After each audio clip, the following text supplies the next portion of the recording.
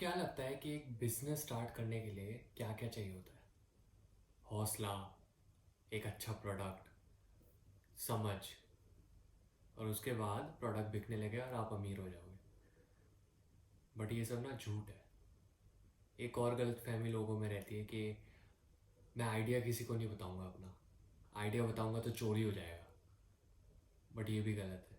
Business में सबसे ज़्यादा इंपॉर्टेंट होता है उस आइडिया का एग्जीक्यूशन। एरिक रीस ने एक बुक लिखी है, द लीन स्टार्टअप। एरिक रीस एक मल्टी मिलियनेयर इंसान है जिन्होंने बहुत सारे सक्सेसफुल बिजनेसेस स्टार्ट किए हैं। और उन्होंने उस बुक में अपनी 5 एडवाइजेस दी हैं एक सक्सेसफुल बिजनेस स्टार्ट करने के लिए। पहली एडवाइस है बिल्ड, मेजर, लर्न, फीडबैक। इसका क्या मतलब है? एरिक कहते हैं कि कोई बिजनेस ना एक परफेक्ट प्रोडक्ट कभी नहीं बनाता। ऐसा कभी नहीं होगा कि आप परफेक्ट प्रोडक्ट बना दो और वो मार्केट में लॉन्च कर दो, क्योंकि आपको पता होना चाहिए कि ऑडियंस को चाहिए क्या। और अगर आप परफेक्ट प्रोडक्ट बनाने में लगे रहेंगे ना, तो आप पूरा पैसा, पूरा सब कुछ एफर्ट अपना वेस्ट कर देंगे। और ऐसा हो सकता है कि ऑडियंस को वो चाहिए ही ना हो। जैसे मैंने आज एक बुक लिख दी, वो बहुत मेहनत करके मैंने 10 साल लगाए और एक बुक लिख दी। फिर मैं उसे अपने ऑडियंस तक देता हूँ और कहता हूँ कि मैंने आप एक बुक लिखी है, आप इसे पढ़िए। बट ऑडियंस कहेगी हमें तो इस टॉपिक पे बुक चाहिए ही नहीं थी। तो मेरे वो 10 साल की जो मेहनत है ना, वो बेकार हो गई। तो एरिक कहते हैं कि हमें परफेक्शन की तरफ नहीं जाना बिजनेस में। बट फिर एरिक ये कहते हैं कि ये ना हो कि हाँ हो जाएगा वाला एटीट्यूड आपका हो जाए, कि अरे कुछ प्लान नहीं करते हैं बट हो जाएगा। ये थिंकिंग भी बहुत गलत है। तो इसका सोल्यूशन एरिक ने दिया है build, measure, learn, feedback loop से। इसका मतलब है आप एक प्रोडक्ट बनाइए, वो परफेक्ट नहीं होगा, उसे आप ऑडियंस तक ले जाइए और फिर देखिए कि ऑडियंस का क्या फीडबैक होगा। उसके अकॉर्डिंगली वो प्रोडक्ट फिर से चेंज कीजिए, फिर ऑडियंस तक ले जाइए, फिर उनका फीडबैक नापिए। ऐसे एक फीडबैक लूप बन जाएगी और आपका प्रोडक्ट इंप्रूव होता रहेगा। पर जब आप एक प्रोडक्ट बना रहे हो ना, तो ये लूप उल्टी चलने लगती है। आपको पहले लर्न करना पड़ता है कि ऑडियंस को चाहिए भी जो आप बना रहे हो। मैं आपको एग्जांपल देता हूँ। जैसे लोगों को चाहिए था कि उनका खाना कार में डिलीवर हो जाए, इसलिए मैकडोनल्ड्स के ड्राइव इन्स बने।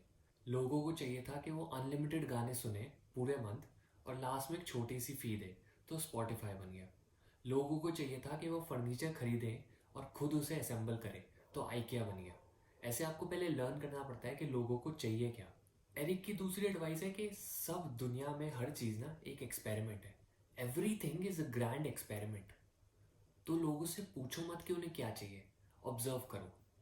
क्योंकि कभी कभी ये होता है कि लोगों को पता ही नहीं होता कि उन्हें क्या चाहिए। अगर पुराने ज़माने में किसी से पूछा जाता ना कि उन्हें क्या चाहिए, तो वो कहते हैं हमें एक बहुत तेज़ भागने वाला हॉर्स चाहिए। बट आखिर में उन्हें चाहिए थी एक कार जो मोटर से चल सके। बट क्योंकि कार जब तक बनी ही नहीं थी, तो किसी को पता ही नहीं था कि उन्हें कार की ज़रूरत भी है। तो इसलिए लोगों से पूछो मत कि उन्हें क्या चाहिए, ऑब्जर्व करो कि उनकी नीड्स क्या है।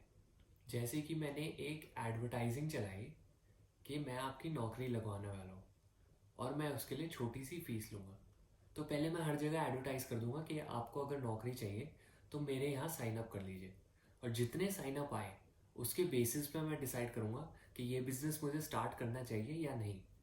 तो एरिक कहते हैं कि आप तो एडवर्टाइज करके देख लो कि कितना इंटरेस्ट आ रहा है प्रोडक्ट बनाने से पहले ही, या फिर एक एमवीपी बना लो। एमवीपी था मिनिमल वायबल प्रोडक्ट, कि जो आपका मेन मेगा प्रोडक्ट है, जो फिनिशिंग प्रोडक्ट है, उसका एक छोटा सा सिंपलर वर्जन मार्केट में उतार दो। और अगर लोग उसमें इंटरेस्ट दिखाते हैं तो उसे इम्प्रूव करो। तो अगर आपने कुछ बनाया है और उसमें फीडबैक नहीं मिल पा रहा ना ऑडियंस का, तो वो वेस्ट है, क्योंकि आपको पता ही नहीं होगा कि उसके आगे हम बनाएं उसे या छोड़ दें। तो ऑडियंस का फीडबैक बहुत इंपॉर्टेंट होता है एक स्टार्टअप में। एरिक की तीसरी एडवाइस है कि कौन सा मिनिमल वायबल प्रोडक्ट बनाया जाए, क्योंकि मिनिमल वायबल प्रोडक्ट भी अलग अलग टाइप के होते हैं। एक होता है वीडियो एमवीपी, मतलब आपने प्रोडक्ट नहीं बनाया, एक वीडियो बना दी। ये ड्रॉप बॉक्स ने किया था। उन्होंने क्या किया कि जो उनके इंटरेस्ट ग्रुप था, जो टेक्नोलॉजी को लोग पसंद करते थे, उस ग्रुप में जाके ड्रॉप बॉक्स के ओनर ने एक वीडियो दिखाई कि देखो ये ड्रॉप बॉक्स है, इसमें आप अपना फाइल डेटा ट्रांसफ़र कर सकते हो।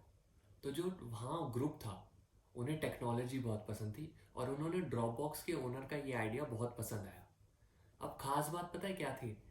कि उस वक्त तक ड्रॉप बॉक्स जैसी टेक्नोलॉजी बनी ही नहीं थी। वो वीडियो एडिट करके उनके ओनर ले गए और अपनी ऑडियंस को आइडिया दिखाया, जबकि प्रोडक्ट उन्होंने बनाया ही नहीं था। तो वीडियो फेक थी, और जब ऑडियंस ने दिखाया कि हाँ हम इंटरेस्टेड है, तब उन्होंने प्रोडक्ट बनाना शुरू किया। ऐसे दूसरा होता है कॉन्सियर्ज एमवीपी। कॉन्सियर्ज एमवीपी में क्या होता है कि आप कुछ लोगों को अपनी बहुत ज़्यादा अटेंशन देते हो, कि आपने मेगा प्रोडक्ट नहीं बनाया है, बट आप 3-4 लोग अपने कस्टमर लेते हो और उन्हें मैनुअली वो करके दिखाते हो जो आपका प्रोडक्ट करने वाला है।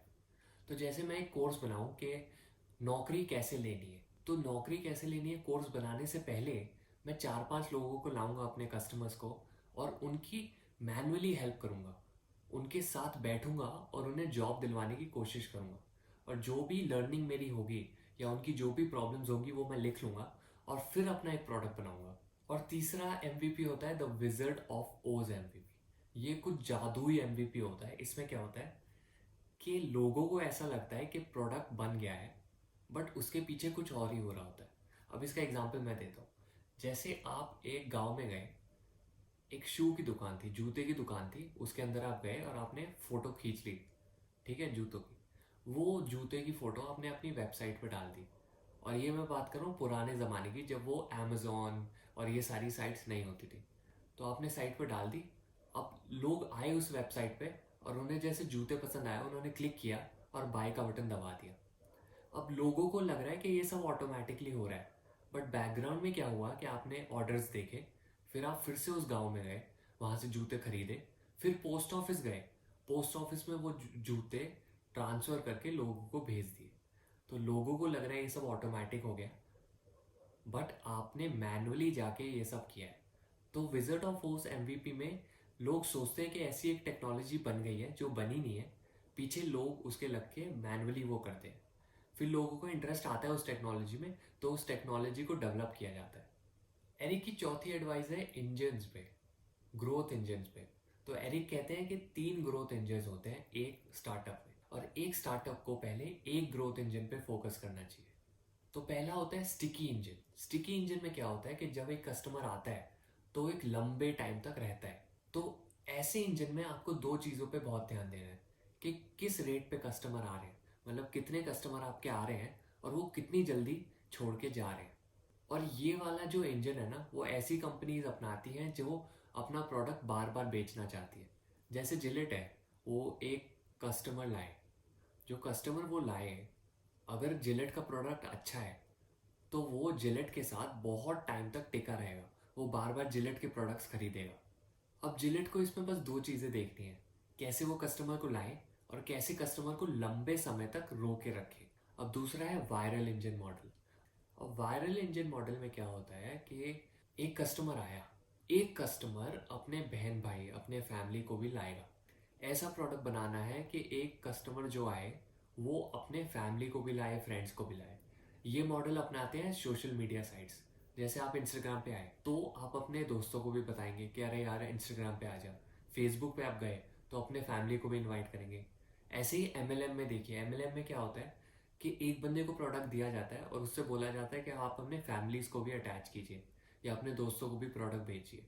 तो ये जो सोशल मीडिया नेटवर्क्स हैं, एमएलएम्स हैं, ये चलते हैं वायरल इंजन मॉडल पे।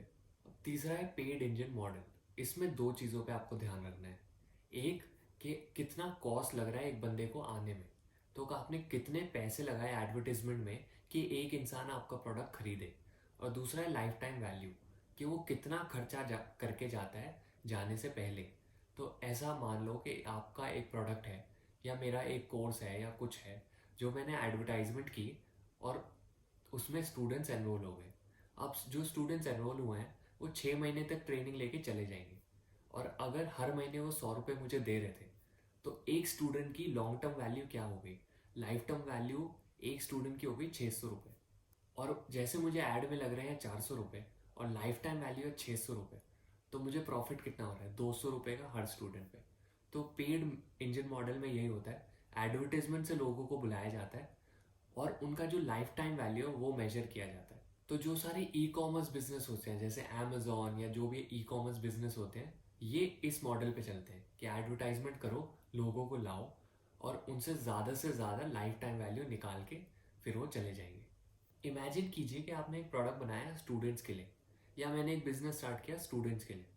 अब स्टूडेंट्स तो उसमें इंटरेस्टेड है नहीं, बट टीचर्स बहुत इंटरेस्ट ले रहे हैं मेरे बिजनेस में। तो उस वक्त पे मुझे सोचना पड़ेगा कि क्या मैं अपना मॉडल चेंज कर दूं, क्या मैं अपना बिजनेस स्टूडेंट से हटा के टीचर्स के लिए कर दूं, या मैं और मेहनत करता रहूं स्टूडेंट्स को प्रोडक्ट बेचने के लिए। तो एरिक कहते हैं कि अगर ऐसा कभी हो कि आप अपना प्रोडक्ट जिसको बेचना चाहते थे वो ना खरीदे और दूसरा सेगमेंट अगर कोई खरीद रहा है, तो इस टाइम पे सही रहेगा कि आप उन्हें ही बेचें। तो मैं टीचर्स को ही अपना प्रोडक्ट बेच दूंगा, स्टूडेंट्स को रहने दूंगा। ऐसे ही कोई कोई बिजनेस होते हैं जो पहले बहुत ज़्यादा वैल्यू देते हैं कस्टमर्स को फ्री में, तो वो बहुत सारी वैल्यू दे रहे हैं कस्टमर्स को फ्री में, और फिर वो पिवट कर जाते हैं पेड मॉडल की तरफ। तो आप जियो का एग्जांपल ले लीजिए, पहले बहुत सारा फ्री में हमें डेटा दिया गया, बहुत सारी वैल्यू दी गई, और फिर जब कंपनी ने देखा कि हाँ कस्टमर बेस बन गया है, तो उन्होंने अपना मॉडल पिवट कर लिया और पेड मॉडल की तरफ चले गए। फिर कभी कभी ऐसा भी होता है कि आपने देखा कि आपने एक बिजनेस स्टार्ट किया, जैसे एक सोशल मीडिया नेटवर्क या कुछ, और आपको लगा कि जो कस्टमर्स हैं वो और कस्टमर्स को लेके आएंगे, बट ऐसा हो नहीं रहा। बट आपने ये भी नोटिस किया है कि आप जो ऐड चला रहे हो वो प्रॉफिटेबल है, मतलब जो लोग ऐड से आ रहे हैं वो आपको बहुत सारा पैसा दे रहे हैं। अगर आप ऐड पे 100 रुपये खर्च कर रहे हो, तो जो कस्टमर आ रहे हैं वो 200 रुपये आपको प्रॉफिट दे रहे हैं। तो आप अपना मॉडल शिफ्ट कर लोगे, तो फिर आप वायरल इंजन मॉडल से आ जाओगे पेड इंजन मॉडल पे। तो आप पिवट कर गए वायरल से पेड पे। फिर एरिक ये भी कहते हैं कि पिवट अगर आपका बिजनेस हो गया है ना, तो इट्स नॉट अ फेलियर, आपने सही फैसला लिया है। तो गाइस पांचवी एडवाइस यही है कि मतलब एक क्विटर भी मत बनो कि छोटी छोटी प्रॉब्लम आके आप छोड़ दोगे, और ये भी मत करो कि सारी दुनिया खराब हो रही है, मतलब आपका बिजनेस चल नहीं रहा, फिर भी आप कह रहे हो नहीं मैं यही बिजनेस करूँगा। तो थोड़ा बैलेंस आपको ढूंढना पड़ेगा कि क्या मेरा प्रोडक्ट कहीं और मैं बेच सकता हूँ, या अपना मॉडल चेंज कर सकता हूँ, या मुझे कुछ प्रॉब्लम सॉल्व करनी पड़ेगी, वो आपको देखना पड़ता है। उस हिसाब से आपको डिसाइड करना पड़ता है कि आपको पिवट करना है या परसिवियर करना है। तो मुझे तो इस बुक से बहुत वैल्यू मिली पढ़ के। आपको भी अगर आप अपना बिजनेस स्टार्ट कर रहे हैं या बिजनेस स्टार्ट करने की सोच रहे हैं, तो आपको ये बुक ज़रूर पढ़नी चाहिए। It's called the lean startup by Eric Reece.